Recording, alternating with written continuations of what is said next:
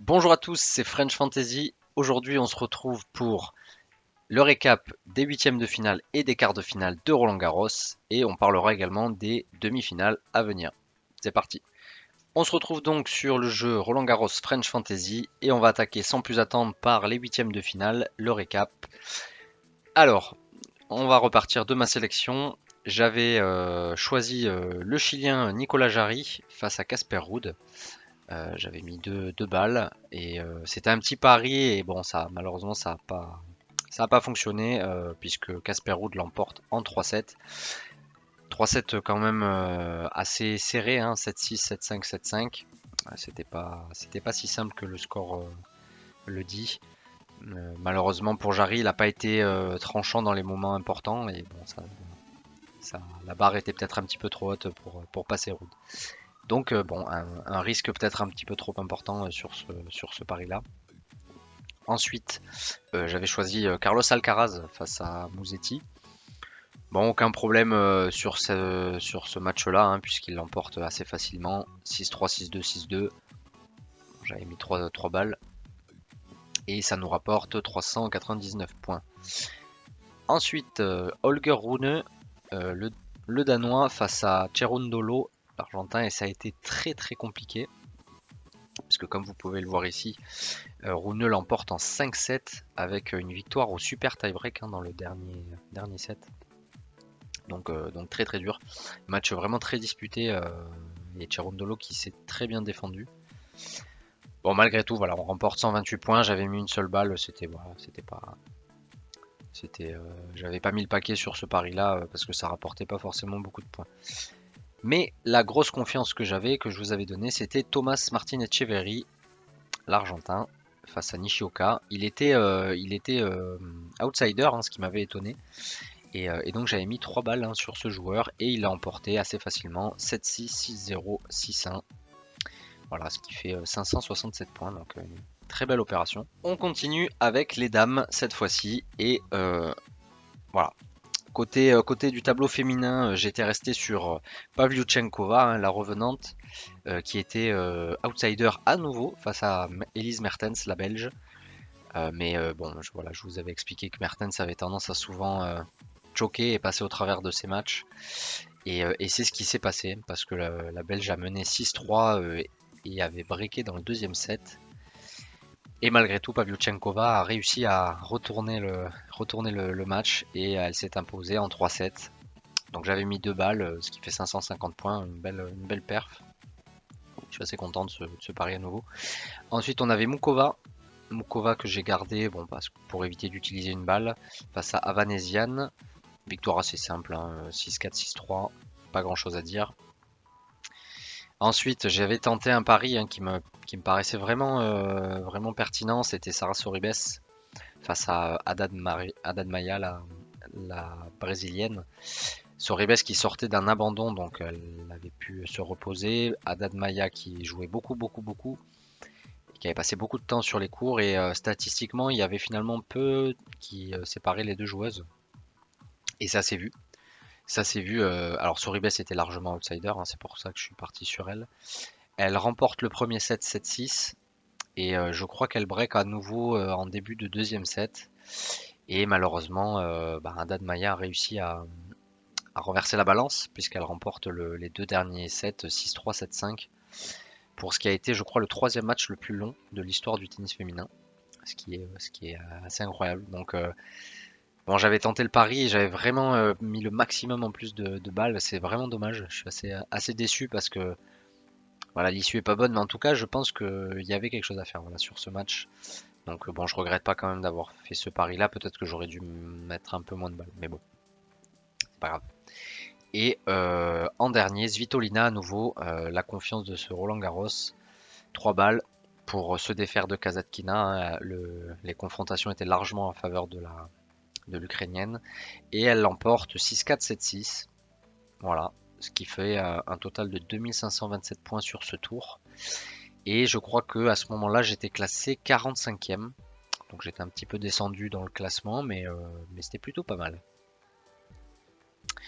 Et on va passer au quart de finale. Quart de finale donc qui viennent de se terminer. Et comme vous pouvez le voir, ça a été un petit peu plus catastrophique, on va dire. Bon, on va voir ça dans le détail, mais bon, je suis pas forcément très satisfait de ce tour-là. La première, donc, j'avais choisi. Alors, oui, spécificité quand même sur à ce stade de la compétition là dans le jeu, vous devez donc toujours choisir donc 4 joueurs et 4 joueuses, mais vous devez placer 4 joueurs ou joueuses dans la section supérieure ici en fait. Et c'est uniquement les vainqueurs de ces matchs-là qui seront reconduits en demi-finale. C'est-à-dire qu'ici, même si j'ai une victoire, par exemple Djokovic que j'ai mis là, il ne sera pas reconduit automatiquement sur le tour d'après.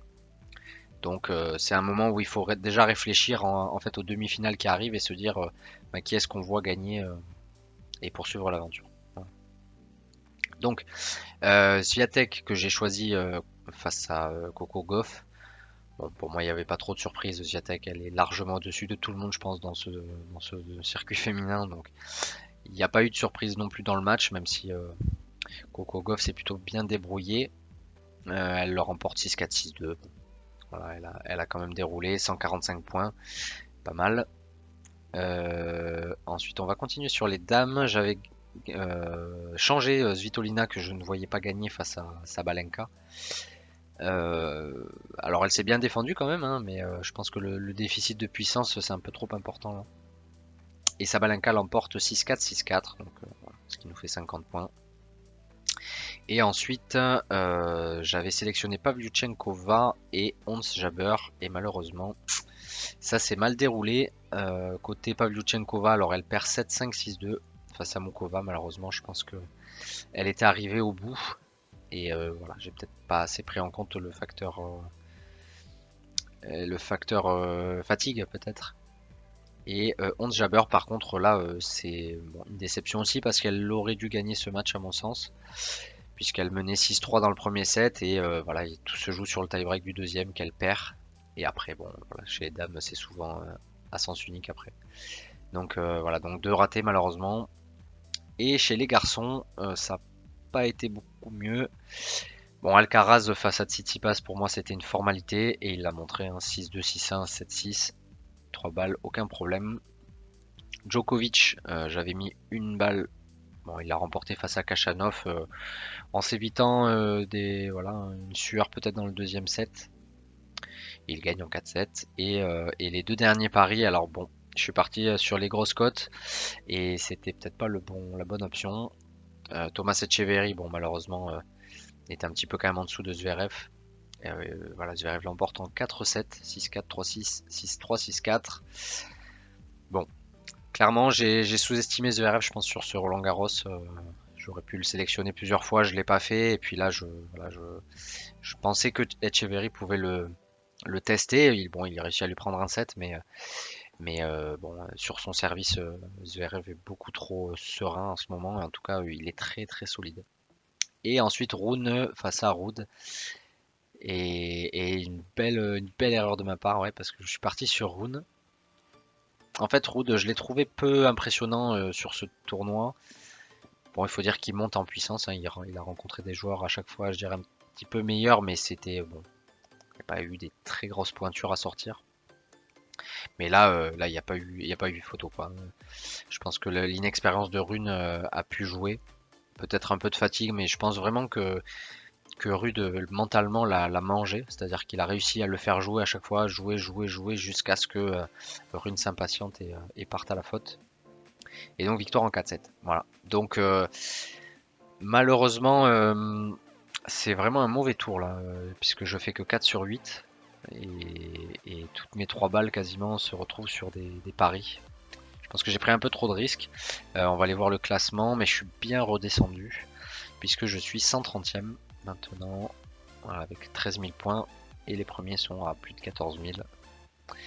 Voilà, donc ça va être compliqué parce que maintenant il reste les demi-finales et la finale.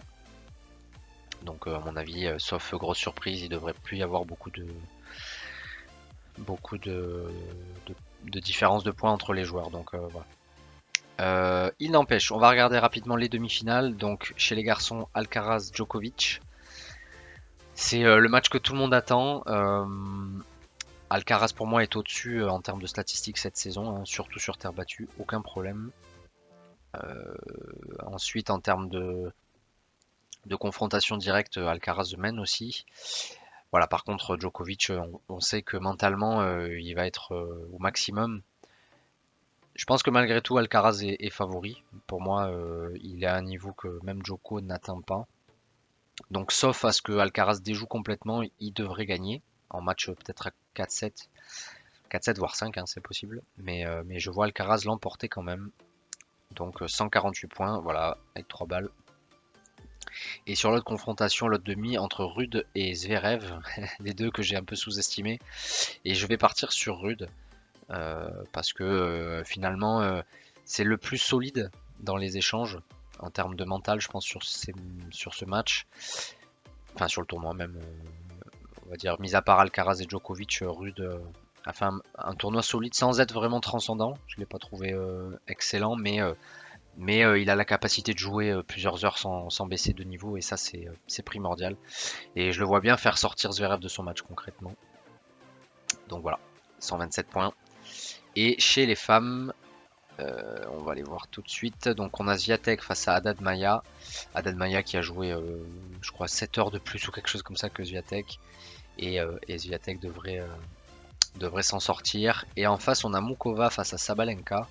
Et je vais privilégier Sabalenka, qui pareil est très solide pour moi et doit pouvoir aller en finale si elle fait pas trop de fautes directes, parce que c'est ce que va chercher Mukova, je pense.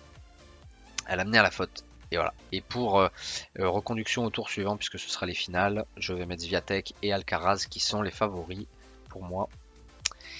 Et voilà, c'était voilà le récap des huitièmes d'écart. Malheureusement un petit peu de déception sur les quarts de finale, parce que je repasse en 130e position, mais ça reste un bon tournoi. Voilà, j'espère que ça vous a plu. Bah, si c'est le cas, n'hésitez pas à mettre un petit like ou voilà, à vous abonner, à le montrer à des personnes. C'est toujours motivant. Voilà, allez, c'était French Fantasy, je vous dis à bientôt. Ciao.